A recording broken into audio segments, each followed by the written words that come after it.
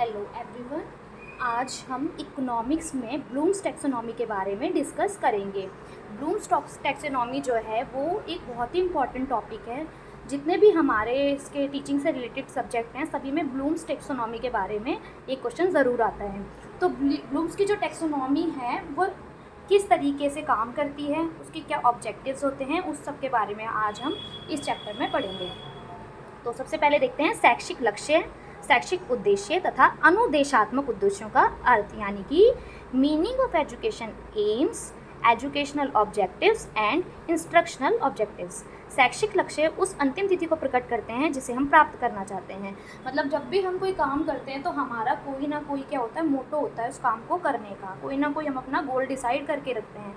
तो जब हम एक लक्ष्य को प्राप्त करते हैं जो उसकी लास्ट स्टेज होती है कि भाई जब हम उसको अचीव करना चाहते हैं, उसे पाना चाहते हैं, उस चीज़ के लिए हम जो ब्लूम्स की टैक्सोनॉमी है उसका यूज़ करते हैं। प्राय वे इतने व्यापक होते हैं, यानी कि इतने ज़्यादा एक्सपेंड होते हैं जिस तक पहुंचना संभव भी हो सकता है तथा असंभव भी। उदाहरण के तौर पर बच्चे का नैतिक या आध्यात्मिक विकास का उद्देश्य लीजिए।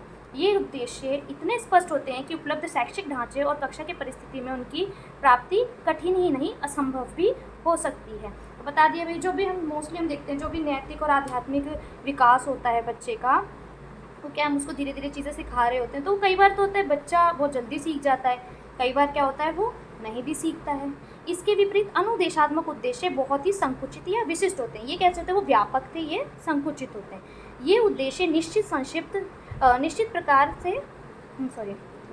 संक्षिप्त स्पष्ट व्यवहारिक व प्राप्त करने योग्य होते हैं, यानी कि इनको अचीव करना इजी होता है। ये पूर्व निर्धारित होते हैं, यानी कि पहले से डिसाइडेड होते हैं कि भाई हम बच्चे को ये सिखा रहे हैं या जो भी हम काम कर रहे हैं इसके बाद रिजल्ट ये आएगा, बच्चा ये चीज़ सीख जाएगा। निश्चित अवधि वाले एक निर्धारित समय में संपन्न किए गए सामान्य शिक्षण द्वारा सुगमता से उनकी प्राप्ति हो सकती है, यानी इजीली हम इनको अचीव कर सकते हैं। अनुदेशात्मक उद्देश्य शिक्षण व अधिगम के वांछित परिणाम होते हैं। वांछित मतलब जो हम चाहते हैं और जैसा चाहते हैं वैसे ही रिजल्ट हमारे सामने आते हैं। इसी कारण इसे शिक्षण तथा उद्देश्यों का नाम भी दिया जाता है। इनका उल्लेख सदा अपेक्षित छात्र व्यवहार या वांछित व्यवहार परिवर्तन के रूप में होता है। देखो लर्निंग क्या होती है, लर्निंग का मतलब ही होता है किसी के बिहेव में चेंजेस होना, यानी कि हमें कोई चीज़ सीखनी है, ठीक है, और हम उस काम को सीख रहे हैं तो क्या होता है हमारे बिहेवियर में चेंजेस आते हैं और वो पॉजिटिव भी होना चाहिए। जैसे कि मान लो हम सीख रहे हैं, वैसे हमने चोरी करना सीख लिया बट वो तो हमारा उसका पर्पस उद्देश्य जो है हमारा ठीक नहीं है, तो उसको हम सकारात्मक नहीं मान सकते, तो उसको हम लर्निंग का नाम नहीं देंगे। हम क्या देते हैं, जो भी काम हमारे व्यवहार में परिवर्तन करे लेकिन सकारात्मक परिवर्तन करे। तो इसी तरह से इसके भी कैसे होते हैं, जो व्यवहार होते हैं परिवर्तनशील होते हैं, वांछनीय परिवर्तन के रूप में आते हैं। इन उद्देश्यों का मापन भी सुगमता से किया जा सकता है। कक्षा में संपन्न अनुदेशात्मक कार्य के पश्चात विद्यार्थी जिस प्रकार के अपेक्षित व्यवहार का प्रदर्शन कर सकेंगे, इस व्यवहार को मापन योग्य उचित शब्दावली में व्यक्त करने की अनुदेशात्मक उद्देश्यों का प्रयोजन है। यानी कि इसका मतलब क्या है, जो भी बच्चे ने हमने जो चाहा कि ये चेंजेस इसके बिहेवियर में आएंगे वो चेंजेस बच्चे ने हमें शो कर दिए। नेक्स्ट है शैक्षिक उद्देश्य। शैक्षिक उद्देश्य एवं शिक्षण उद्देश्य में अंतर क्या है, तो हमें किस किस में बताना है। एक तो हमारे जो भी एम्स होते हैं, एजुकेशनल ऑब्जेक्टिव्स और इंस्ट्रक्शनल ऑब्जेक्टिव, इन दोनों में क्या क्या डिफरेंस है। शैक्षिक उद्देश्य शैक्षिक लक्ष्य एवं शिक्षक उद्देश्य के बीच की स्थिति है। ये शैक्षिक लक्ष्यों में अधिक विशिष्ट, सीमित एवं सुनिश्चित होते हैं, परंतु शिक्षण उद्देश्य से कम विशिष्ट और अधिक विस्तृत होते हैं।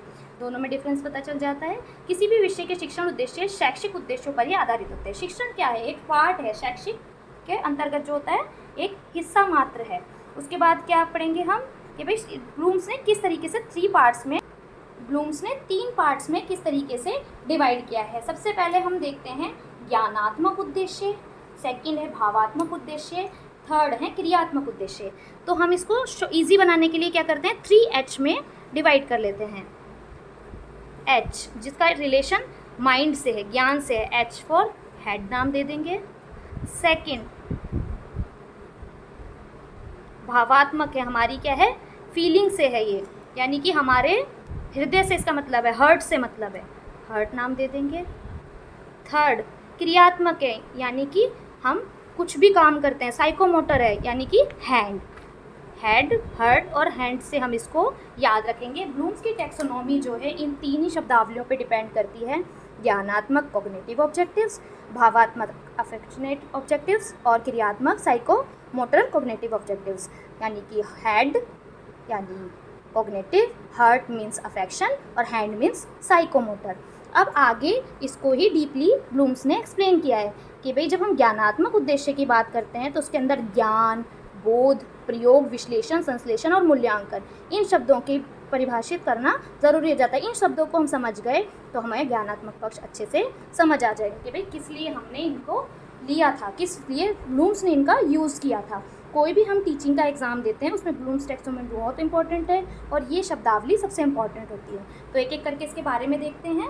पहला है नॉलेज यानी ज्ञान, विशिष्टताओं का ज्ञान होगा, पदों का ज्ञान होगा, विशिष्ट तथ्यों का ज्ञान होगा। फिर इसके अंदर आ जाते हैं विशिष्ट का मतलब, विशिष्ट ज्ञान में क्या क्या है, परंपराओं का ज्ञान जो भी घर में हमारी चलती हैं, प्रचलन और क्या तारतम्यता का ज्ञान है, वर्गीकरण एवं वर्गों का ज्ञान है, कसौटियों का ज्ञान है, विधियों का ज्ञान है, ज्ञान के किसी क्षेत्र के सार्वभौमिक तथा अमूर्त प्रत्ययों का ज्ञान और प्रनियमों तथा सामान्यीकरण का ज्ञान। ये सारी चीज़ें हम ज्ञान के अंतर्गत पढ़ते हैं।